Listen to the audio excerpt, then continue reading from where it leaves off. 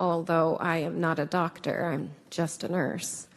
But what we saw on these front lines, we knew what was happening.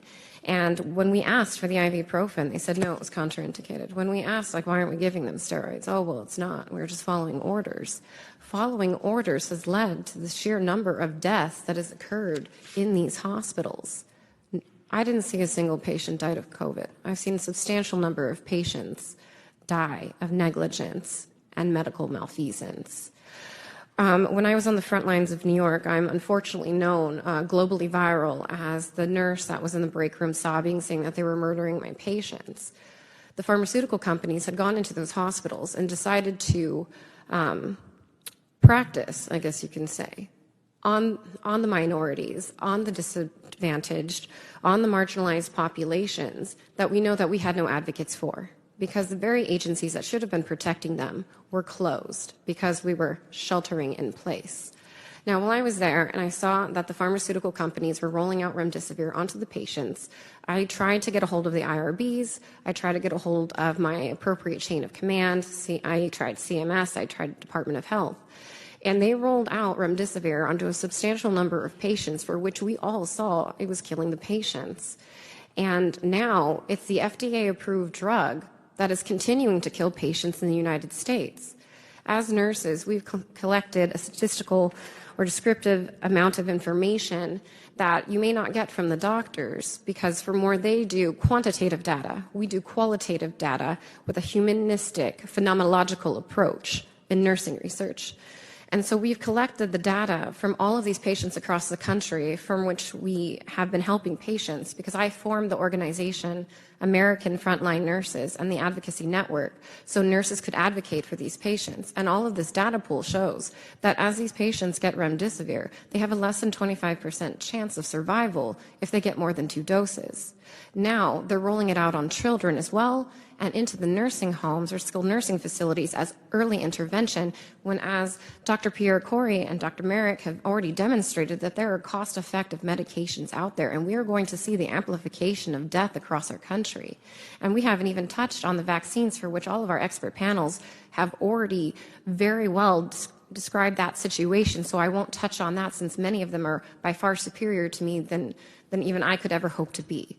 But I can tell you that 2 days ago, I flew out my first 10-year-old with a heart attack, and I had to fight the doctor in the ER because he's like, 10-year-olds don't have heart attacks.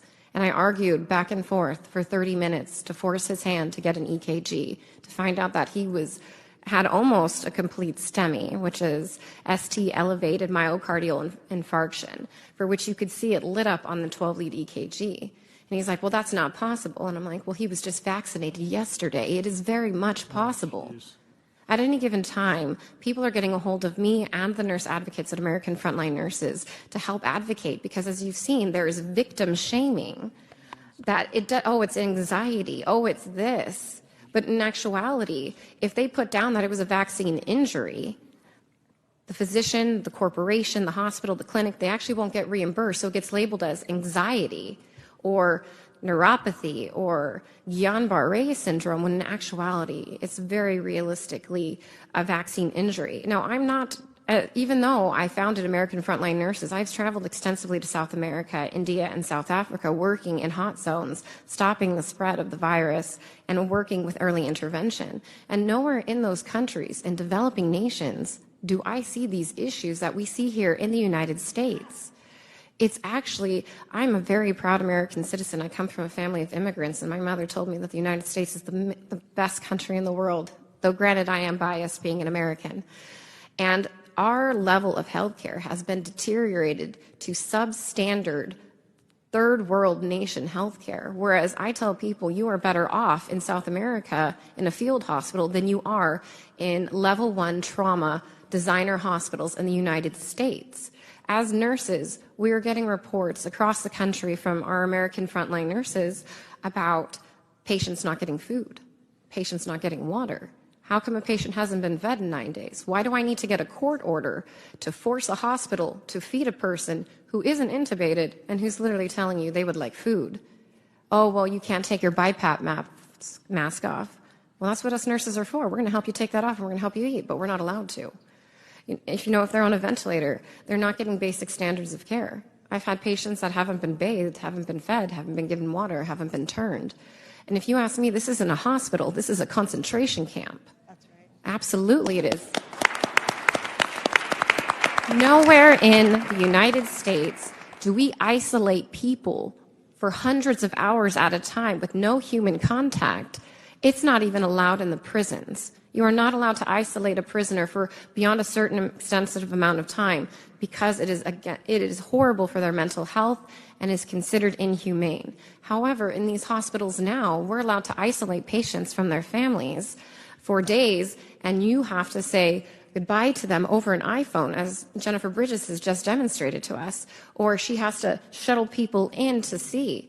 And personally, I was fired for sneaking a Hispanic family in to say the last rites to their family. And so thank you, Senator Johnson, for giving nurses the opportunity to come and represent our patients, because as you can see, we're not often thought of as leading professionals, though we are the missing link between the doctors and the patients. So thank you so much for this time. Okay.